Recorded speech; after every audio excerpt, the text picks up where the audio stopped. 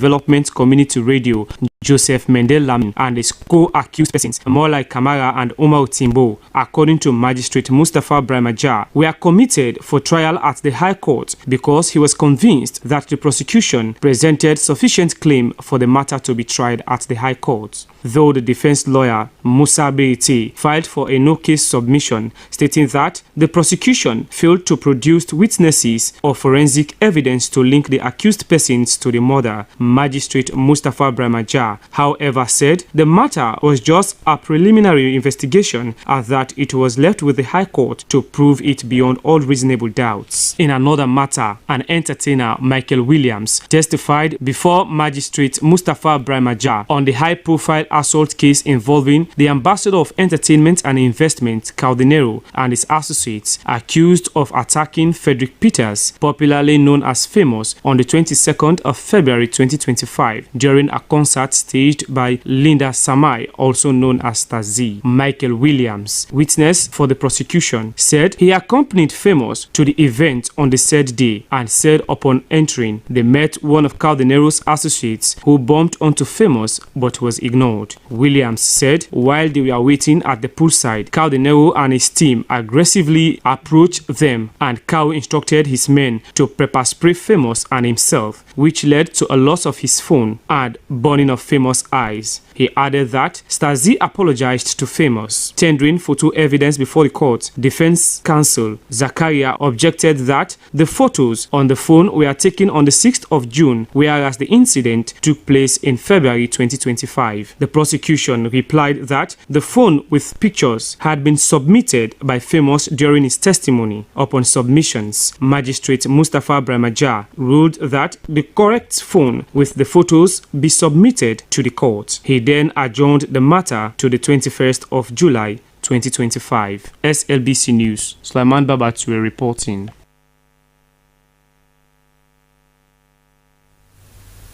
Despite the efforts of government and development partners to ensure regular supply of medicines to government hospitals and clinics, the safety and proper use of these life-saving medical commodities is being compromised by a few individuals within the system. This is according to officials in the Ministry of Health as they lament over the stealing of medicines and other essential facilities from several government healthcare facilities across the country. During a press conference at the Ministry of Health, the Chief Medical Officer, together with other top officials in the ministry, said there has been a report of missing drugs in Pujang, Cambia, and the Princess Christian Mission Hospital, PCMH, in Freetown. Here is the Chief Pharmacist, Dr. Moses Batema, speaking at the press conference. In the recent weeks, the Ministry of Health has received credible reports that some of these supplies are being stolen or misused by a few individuals working within the system.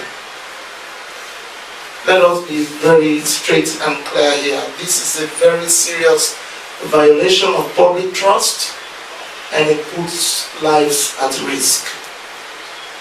But the Ministry of Health is already taking action. One major case was reported on the 26th of April from a government hospital in Pujang district. Cartons of government medicines intended for free healthcare were offloaded to an unauthorized location. The police was called and the supplies were later taken into custody at the Bo West Police Station for further investigation. In addition to this case, we are dealing with similar concerns at other facilities. Cambia Government Hospital, Princess Christian Maternity Hospital. So far, we have recommended the suspension of 3 pharmacy personnel from these 3 facilities. Their details have been reported to appropriate authorities. We have also asked the Pharmacy Board of Sierra Leone, which is the regulatory authority in country, and the Pharmaceutical Society of Sierra Leone to temporarily suspend their professional license until full investigations are completed. Let me say this again in plain terms. Stealing or misusing medicines meant for the public is unacceptable. The Ministry of Health has a zero tolerance policy to actions of this nature. Every time a box of medicine goes missing, someone's child, someone's mother, or a loved one may go without treatment. That is a cost that is too high to bear. The Ministry of Health, through my directorate, is also working very closely with the Sierra Leone Police, the Transnational Organized Crime Unit, TOCO, and the Anti-Corruption Commission to get to the bottom of all of these incidents. We are committed to ensuring that anyone found guilty will face the full force of the law. At the same time, we're not just stopping at punishment. We are also taking this opportunity to strengthen the entire supply chain system. We will strengthen supervision and monitoring in hospitals and district medical stores. We will improve the digital tracking of our commodities so that we always know where our medicines are. We will conduct refresher training for personnel on ethics and accountability.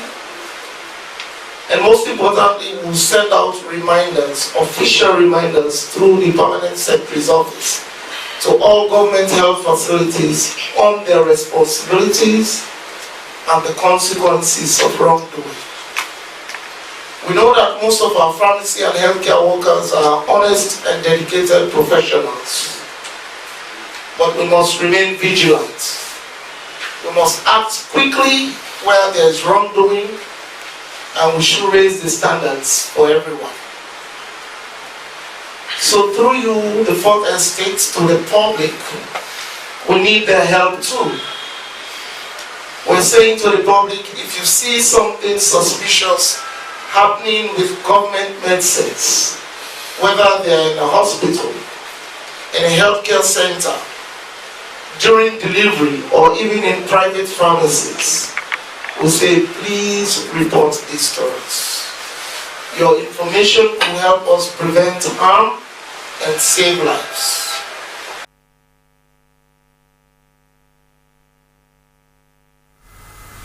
That was Dr. Moses Batema, Chief Pharmacist, Ministry of Health. From there, the Chief of Defense Staff of the Republic of Sierra Leone Armed Forces, Lieutenant General Ama Aida Bangura, has paid a courtesy visit to the Inspector General of Police, William Fayaselu, at a senior police officer's mess, Tom Barracks. Lieutenant General Aida Bangura was accompanied by a delegation of newly promoted senior military officers. The visit hailed as historic by the IGP, aimed to strengthen operational synergy and mutual understanding between the police and the military. IGP Seli congratulated the newly promoted military officers, describing their visit as a significant gesture in fostering institutional harmony. He underscored the importance of interagency cooperation, stressing that effective security delivery requires collaboration, not isolation. IGP cited on the ongoing police-military cooperation training program as a key initiative to enhance joint operations nationwide, and also proposed the establishment of joint social engagements to build camaraderie between personnel of the two forces. The Chief of Defense Staff, Lieutenant General Ama Aida Bangura, re-echoed the IGP's sentiments, noting that national security could not be sustained without close coordination between the police and the military. He said collaboration is vital for peace and stability. The CDS highlighted successful joint initiatives such as provision of motorbikes to boost patrols at border crossing points, emphasizing the public's growing confidence in the security sector, particularly when both institutions present a united front. Lieutenant General Bangor called on military commanders to replicate this partnership at the regional level with their police counterparts.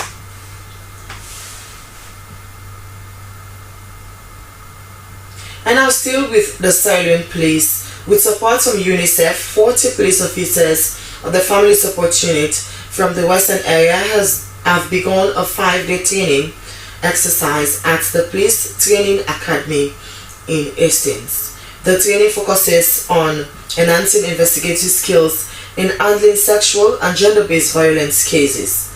Aminata Fofana reports.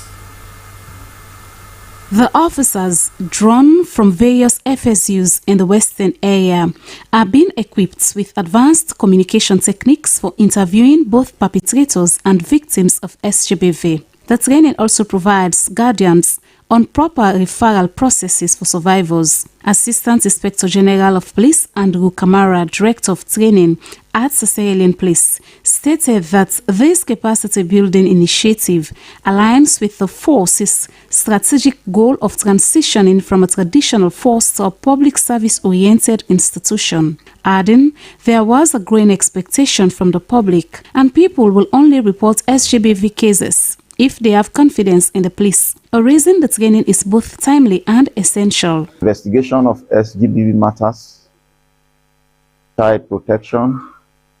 We will also talk about the acts, because the act is very, very important, because it is those acts that will guide them as to what to do. We will also discuss a host of other issues having to do with SGBV. Head of the Family Support Unit, Superintendent Mohamed Mansaye, stressed the importance of effective communication, particularly when interviewing child victims. He noted that using the right questioning techniques can encourage victims to speak openly and confidently. He also highlighted key components of the training, including the stages of investigation, referral pathways, the case management handbook, and relevant laws on SGBV. Have the required skills to conduct interview. And also, with you must be abreast with the communication skills in dealing with survivors of sexual and gender-based violence, and how you should embark on referral pathway, and then also juvenile delinquency as a whole. So this is something like the gateway of FSU training. If you want to be an investigator in dealing with sexual and gender-based violence, you must have undergone this type of training. The UNICEF-supported training is also taking place in Bo, with plans to roll it out to other parts of the country in the near future. SLBC News, Aminata Fofana.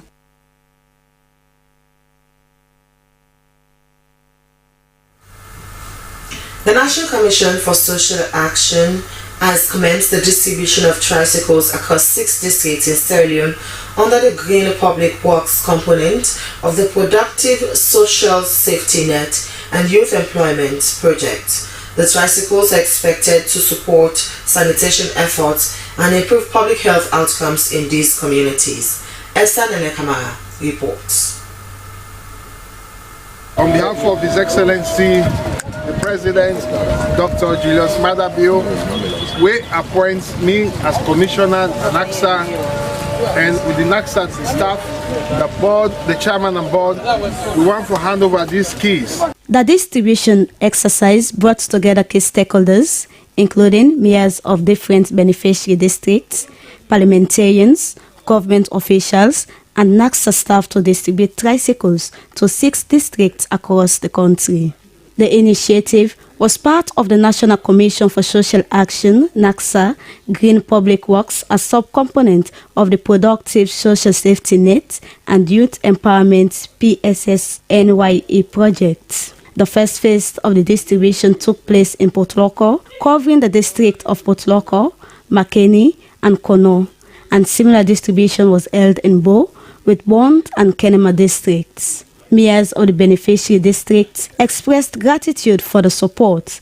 They described the distribution as timely, noting that the Green Public Works initiative has significantly aided sanitation management in their communities. Some mayors reported a visible reduction in malaria cases, attributing the improvement to enhanced waste collection and environmental hygiene. It's very crystal clear say It is crystal clear that this green public works does not only clean the cities, but brings peace, unity, and love amongst us. If we have similar programs like this, it will foster unity among politicians, and people will know their roles and responsibilities.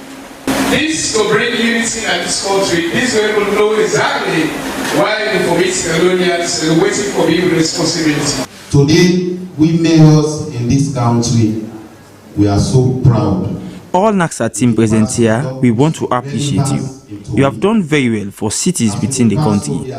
Today, mayors in the country are proud because you have made us relevant. As we pass, so there are people behind us now they don't for the second phase. The Minister of Local Government and Community Affairs, Tambalamina, lauded the initiative, emphasizing President Julius Maada Bio's commitment to eliminating factors that fuel poverty in the country. He said the intervention aligns with the government's broader agenda to create cleaner, healthier, and more resilient communities. Commissioner NACSA, Ambassador Anis Domaina, said the positive feedback from various mayors was evidence that the Green Public Works is achieving its intended purpose, noting that plans are underway to expand the project further to reach more districts and deepen its benefits. We want to make sure that our cities are clean.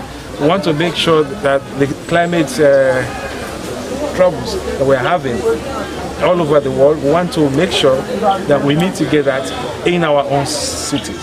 That's the reason under this component we'll be having trees to be planted. We want to encourage not just the mayors, but the people, the beneficiaries who are using the tricycles, who are part of this project.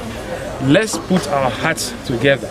Let's put our energies together and making sure that we use these assets strategically and judiciously. The tricycle distribution forms part of efforts to promote youth empowerment, environmental sustainability, and public health through community-driven development. For SABC News, Esther Nene Kamara reporting.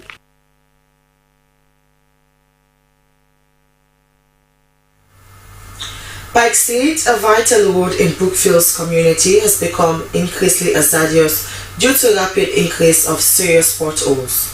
These depressions in the road surface have not only caused damage to the infrastructure but have also posed significant risk to road users, including motorists, cyclists, and pedestrians. Abubakar Kamara has more on that story.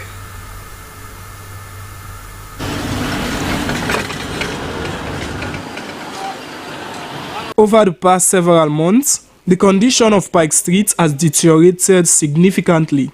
The potholes, some measuring over a foot in diameter and several inches deep, have emerged as a result of fluctuating weather conditions, inadequate maintenance, and wear and tear from heavy traffic. These road defects have created a perilous environment for all types of road users, and motorists are particularly affected, facing not only the risk of vehicle damage but also potential accidents.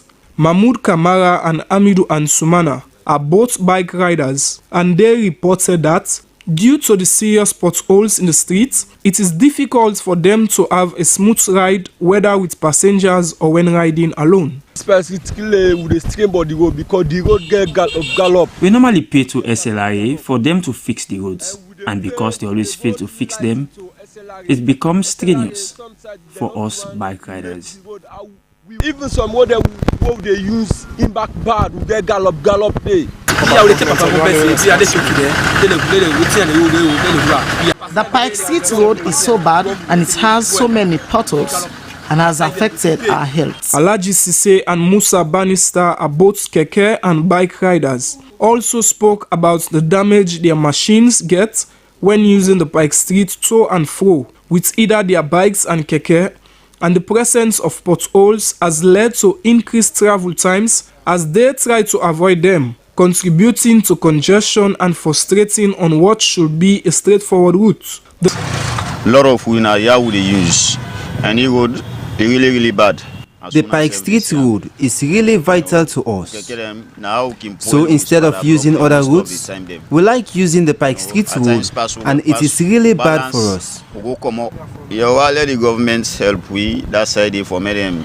Well, the road is very narrow because it's not comfortable for we. The road is too narrow and it's not comfortable for us as well. And this has made our bikes to get many issues. Sadly, nobody is showing any concern about this road. One policeman in blocks on road, so they pass to manage and work. The serious potholes at Pike Street represent a pressing issue that affects the safety and well-being of all road users. SLBC News, Abubakar Kama reporting.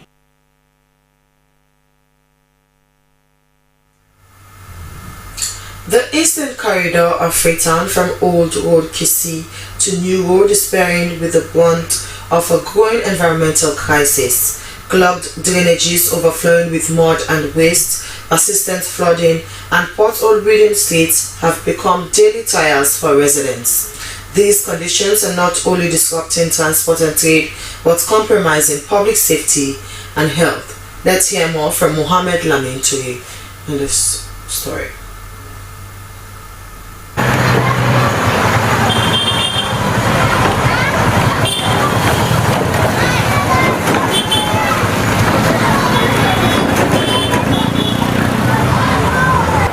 We get 4 roads and I want to feed the road them. Who the good problem to was to this road here. We have 4 roads that are giving us problems here. When it rains, mud flows down from the hills and blocks the streets. Many of the smaller roads worsen the situation. If the authorities want to fix this area, they must focus on those neglect roads. Just look around, the streets are filthy, choked with mud, and it's because of those overlooked roads.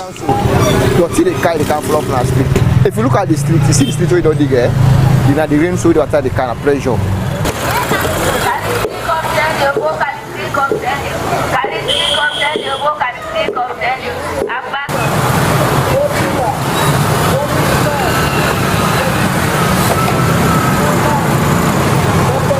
This scene go beyond inconvenience, they are a public health hazard.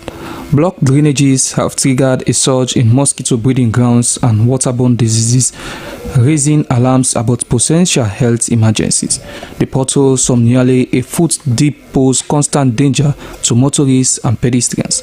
At night, the risks intensify with open drainages and broken slabs filled with stagnant water, making streets hazardous and unpredictable.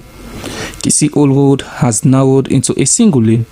Drivers and pedestrians now share limited space, often forced into chaotic, unsafe encounters. Traders like Abdul Karim Bangura have witnessed the firsthand. Big people, they are all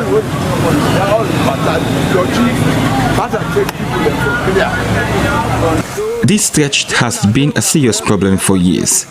Authorities visit, assess, then disappear. Nothing has changed. It's now a dumping site. When it rains, the water overflows. The drainage hole is too small, so the water spills everywhere. It's destroying fences and homes around us. 9 broke yonder from this fence. From here, 10 that gate yonder. Now the water 9 broke. Gonna mop, flop, all. Sekou Bangura faces similar challenges.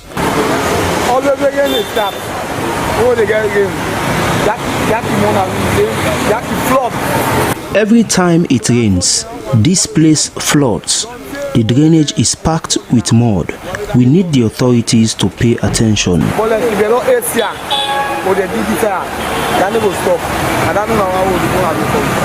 From Apov School Junction, streets are blanketed in mud. Motorists and pedestrians must navigate carefully. Grass from piles of sludge signaling how long the mud has remained untouched. Deaths, blocked drainages line the road, and community frustration simmers. Awaka Kama calls for urgent help. We do this cleaning here every day. We need stronger support, especially to clear the thick layer of filth from these streets. And when I'm out, they are part and pay them for that. The Buzi-Kisi Old Road has become an alternative route for many drivers seeking escape from even worsening conditions elsewhere. But it too is crumbling under neglect. Meanwhile, the new road mirrors these challenges, with blocked drains, worsening mosquitoes and sanitation risk. At the PWD junction along Baibure Road, potholes have become disloyal. Craters forcing vehicle into single lane, bottlenecks and forcing drivers to navigate danger at every turn. As storm clouds gathered and the mud deepens, Eastern Freetown streets cry out not just for drainage, but for dignity, safety and sanitation action. Until that cry is answered, residents will continue their daily battle against floods, filth and forgotten infrastructure, with resilience and hope as their strongest allies. SLBC, Mohamed Lamintu reporting.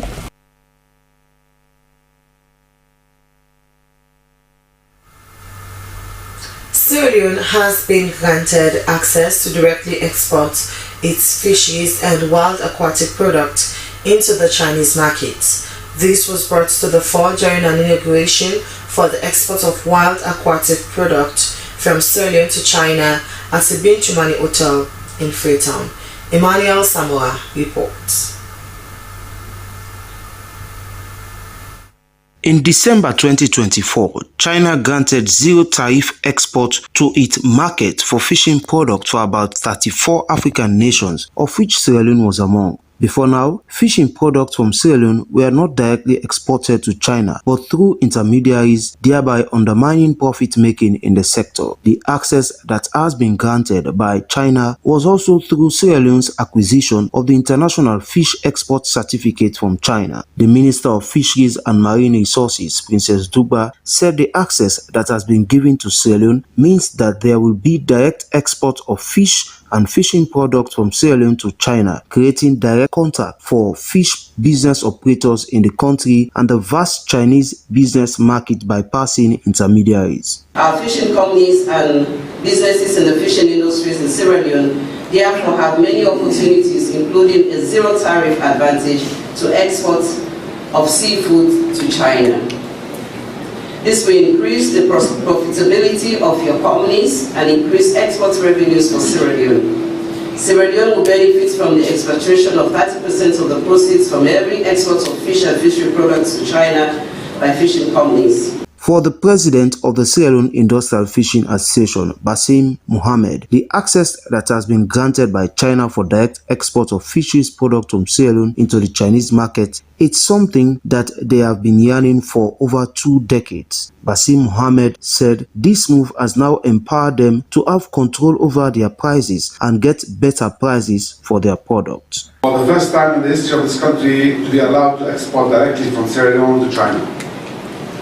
This has given the industry access to one of the biggest markets in the world, which will allow us to get better prices for our products. And this will encourage more direct foreign investment into the sector. The president of the Chinese Fishing Association said the access that has been granted will give an opportunity to their Sierra Leonean counterpart to showcase their local premium seafood into the Chinese market, whereas the Chinese ambassador to Sierra Leone, Wang King, said the export access for Sierra Leonean fisheries product into the Chinese market was to further deepen and strengthen the bilateral relationship between both nations. I would like to use 3 key words to express my thoughts. The first is cooperation. Cooperation based on mutual benefit and common prosperity. Sierra Leone is rich in fishery resources. The Deputy Speaker of Parliament, Honorable Ibrahim Tawa Conte, said the current achievement is a product of bilateral protocol, adding that managing fisheries products for the benefit of citizens required a different type of policy approach that goes beyond the conventional boundaries of the sector. This particular certification is not only going to allow direct export to China, but also unlocking new opportunities for direct trade and reducing previous dependency on indirect tools. Export access to the China market is a gateway to broader international trade. Whilst rendering commendation for the feat, the Deputy Speaker of Parliament called on all stakeholders to join the bandwagon in ensuring that the country and its citizens benefit from the nation's wild aquatic resources. Emmanuel Samua, SLBC.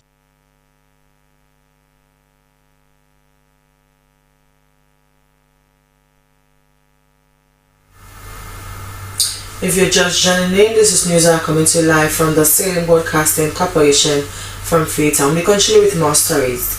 In a bid to enhance women's partnership in governance and promote gender equality, St. George's Foundation, in collaboration with the Ministry of Gender and Children's Affairs, has conducted a one-day training session for community women at Jobex Hall, Tumbo.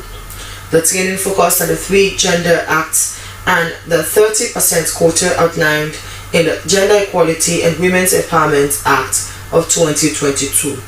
Esther Nene Kamara reports. Held under the theme Engage Community Women on the 3 Gender Act and the 30% quota on the Gender Equality and Women's Empowerment Act, the training aimed to raise awareness among grassroots women about their rights and the legal frameworks that support their inclusion in national development.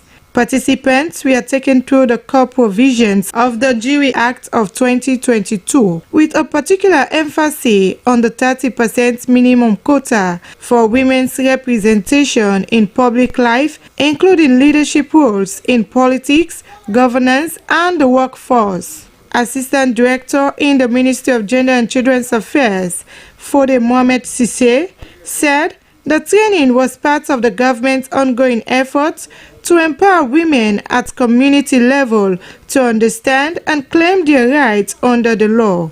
Making sure that people understand when you talk about gender budgeting, how to mainstream gender, how people to ensure that they think and plan gender in whatever they do. So basically, in summary, all right, this was what I presented in my presentation of the Gender Equality and Women's Empowerment Act, because it's very important for our women folks to understand what are those key provisions that are in the Act. So, Programs Manager, St. George Foundation, Aruna Mansaye, said community-level engagement was crucial in breaking cultural barriers and promoting gender equality. By bringing these women together, that sounds great, because it's an eye-opener. I said that it will give more knowledge to the women on their sense of responsibility and for them to come forward to compete. It's not like a huge competition with the men, but there is a 30% quota for women, and the women should occupy that 30% quota in their structures within the communities. Participants expressed appreciation for the knowledge gained, promising to cascade the information to other women in their communities. Organizers said similar trainings will continue across different parts in the country to build a critical mass of empowering women ready to advocate for and claim their rightful place in society.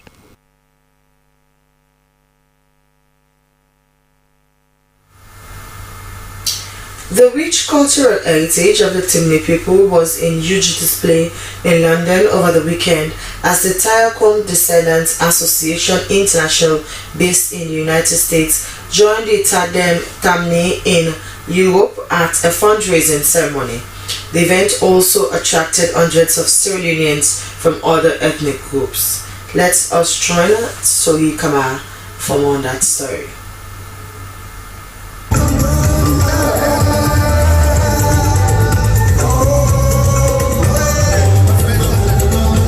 The initiative to revive and promote Timni culture abroad was first inspired in 2019 by the chairman of Tarakum Descendants Association International, Ahmed Kano, or Chief Kande Bali, with the founding of Tarakum. His vision has been to unite Timnis living in the diaspora under one umbrella and re-establish cultural practices that had faded over time.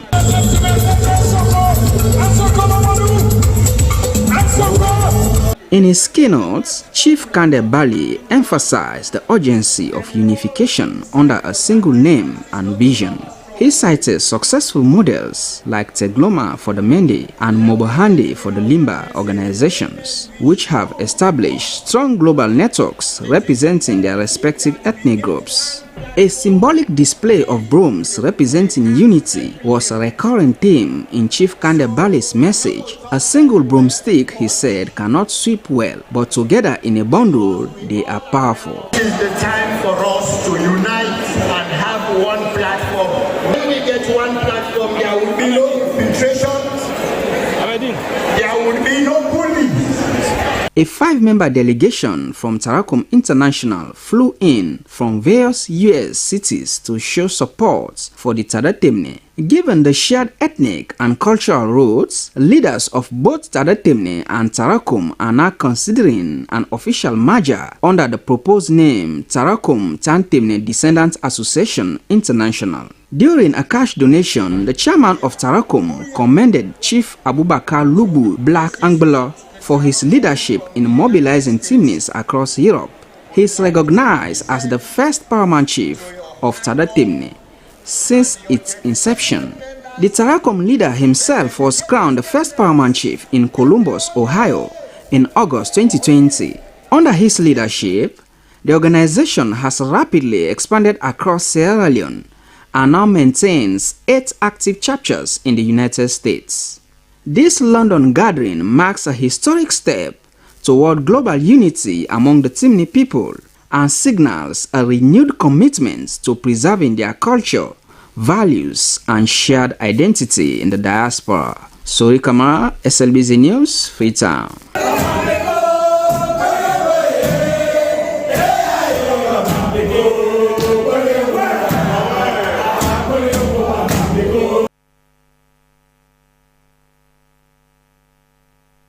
From Soikama, move on to international news segment.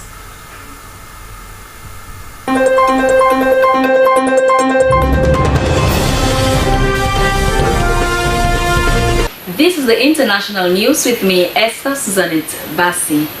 At least 9 people have been killed after a fire swept through an assisted living facility in Massachusetts, and dozens of other residents and 5 firefighters have been taken to hospital. Authorities responded to the fire at Gabriel House in the town of Fall River at approximately 9:50 local time on Sunday. Approximately 70 people were living at the facility before the fire. The cause of the fire is still under investigation. The town of Fall River is about 50 miles, 80 kilometers south of Boston and 20 miles from Providence, Rhode Island. In a statement, the local Department of Fire Services said that several occupants were pronounced dead at the scene, with others rescued and taken to local and regional hospitals in varying conditions. The 5 firefighters who were taken to hospital suffered from non-life-threatening injuries. In a news conference, Fall River Mayor Paul Coogan said that the building was equipped with sprinklers and that the fire had been contained to one wing of the building, but that smoke had spread throughout the 3-story structure. Brigitte Macron is not backing down in her legal battle against 2 women who have claimed the French First Lady was born a man. A Paris appeals court overturned earlier convictions that found the 2 women guilty of spreading false claims. The court ruled that they had acted in good faith and quashed a previous order from them to pay damages. Macron's lawyer said on Monday that she would now take the case to the highest court of appeals. The video of spiritualist Amadine Roy and independent journalist Natasha Ray discussing gender transition surgery and personal details of Trogno went viral, prompting Macron to sue for defamation and invasion of privacy. 72-year-old Macron has been the target of several conspiracy theories, often centered around the 24-year age gap between her and her husband, Emmanuel Macron, the president of France. Kenya has officially eliminated visa requirement for all African and most Caribbean nations. This means that citizens from these areas no longer need an electronic travel authorization, do not have to complete extensive forms, and are not obligated to pay any visa fees. However, this privilege does not apply to Libya and Somalia due to security concerns as stated by the government. The cabinet has indicated that this decision will help Kenya promote open skies policies and stimulate growth in the tourism industry. Moreover, President William Ruto is confident that simplifying entry procedures will facilitate easier movement for travelers across borders, thereby strengthening connections between Kenya and the rest of the continent. Kenya also committed to establishing measures that would allow travelers to receive ETA approval instantly or within 72 hours, depending on operational capabilities. Cameroon's longtime leader president has officially announced he will run for another term in office, ending months of speculation over his political future. The 92-year-old made the announcement on social media, stating his continued determination to serve and promising that the best is yet to come. Biya has been at the helm of Cameroon for over 40 years, making him the second longest-serving president in Africa. His decision to seek re-election has sparked criticism from opposition figures and human rights advocates. The country's conflict-ridden English-speaking regions have been deeply affected by a separatist crisis that has forced thousands of students out of school and led to deadly clashes between security forces and armed groups. Throughout his presidency, Biya has faced accusations of corruption and failure to address national grievances. His frequent absences from the country for medical treatment have also raised concerns about his health and ability to govern effectively. But that's all for the international news with me, Esther Susanette Bassi. Thanks for watching. Continue to stay glued.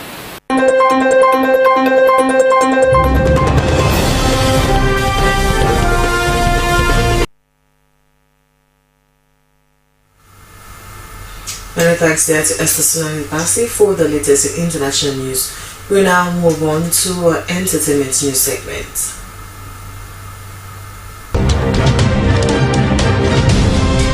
Hello and welcome to the exciting entertainment news with me, Abdul Mansari.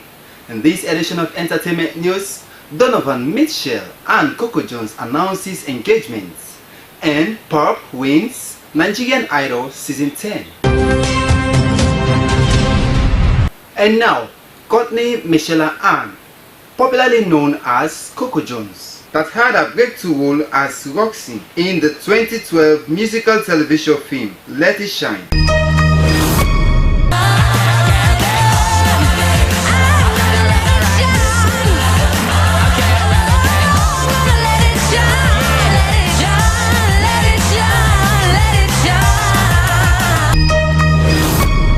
Has officially been off the market by announcing her engagement with the American professional basketball player for the Cleveland Cavaliers of the National Basketball Association, NBA, nicknamed Speeder. Coco Jones took it to her Instagram page by posting romantic photo of them with a diamond engagement ring on her finger. The lovers, who have been dating for over 2 years, kept their relationship in private. However, fans had long speculated their romance. Congratulatory messages from fans, celebrities, and athletes were shared to express their excitement over their upcoming wedding.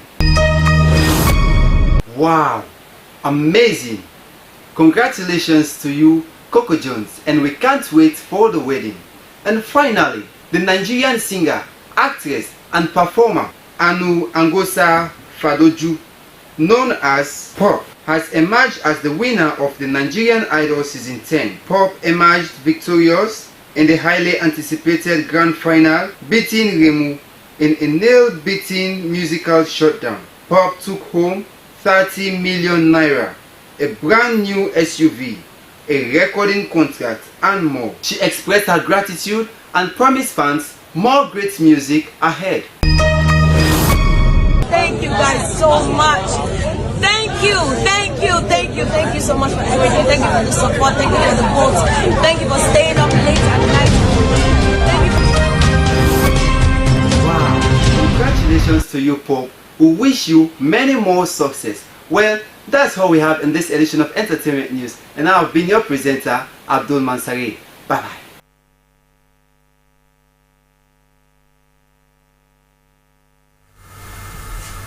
From international news, from entertainment news, we move on to sport updates.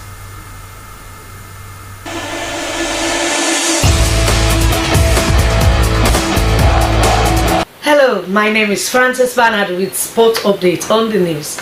Well, in this edition, in an exciting display of flair and forward momentum, Star Sports Academy has officially unveiled their brand new supporters jersey during a ceremony held at their training grounds this weekend. The sleek design combines modern artistics with cultural relevance, proudly showcasing the Academy's colors in a bold and dynamic fashion. Let's join SLBC's Mohammed Lamituri for more on that. Only and 50 euros. You can get for the kids, the children, the young kids. The launch was accompanied by an exhibition of the new kits on the pitch. Drawing support from the crowd, local designers collaborated with the academy to create a look that both performances-driven and visually striking. The front of the jersey bears the academy crest, symbolizing determination and excellence. Star Sports Academy qualified last year to the Sierra Leone Premier League after just 2 years in its existence. That tells you that we have a dream, we have a big vision, and you can see around. When you go online, you see the participation of our fans online. Tells you that we are here to see. We are not here to just camouflage people. That's our vision. We have a very big dream, and that dream can become reality when we have the support of the Sierra Leone community, the football community, our fans out there. I believe with those support, we can move further. The unveiling marks a new chapter in Star Sports Academy journey to elevate grassroots football and empower young athletes across Sierra Leone. SLBC Sports, Mohammed Laminto reporting. Well, away from that, we go to the international scene. I guess you all know what the story is now, as Chelsea clinched the second FIFA Club World Cup title with a 3-0 victory over PSG. Yes, they defeated PSG by 3-0. Chelsea Football Club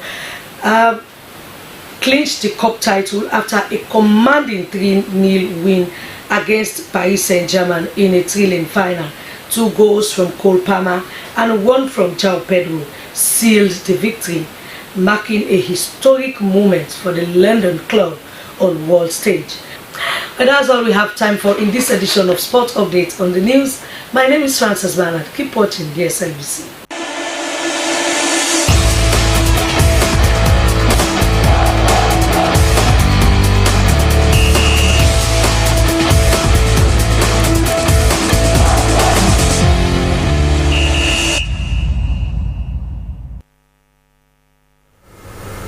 From Sports Updates, that's how we draw the curtains of the news this morning. But before we go, a quick recap of a main point. Ministry of Health has called for collaboration over misuse of health commodities in public hospitals. During a press conference at the Ministry of Health, the Chief Medical Officer, together with other top government officials in the ministry, said there have been reports of missing drugs in Pujan, Cambia, and the Princess Christian Maternity Hospital in Freetown. Magistrate Mustafa Brahmaja of Pademba Road Magistrate Court No. 1 has sentenced the case of IGP versus Samuel Mendel Amin and 2 others for trial at the High Court of Sierra Leone. And the Chief of Defence Staff of the Republic of Sierra Leone Armed Forces, Lieutenant General Amara Aidara Bangura, has paid a courtesy visit to the Inspector General of Police, William Fayaselu, to strengthen operational synergy. Well, that's how we wrap up this edition of news from the Sierra Leone Broadcasting Corporation. I have been your presenter, Esther Sako. Stay tuned to your public broadcast at the SLBC. If you can, have a wonderful day.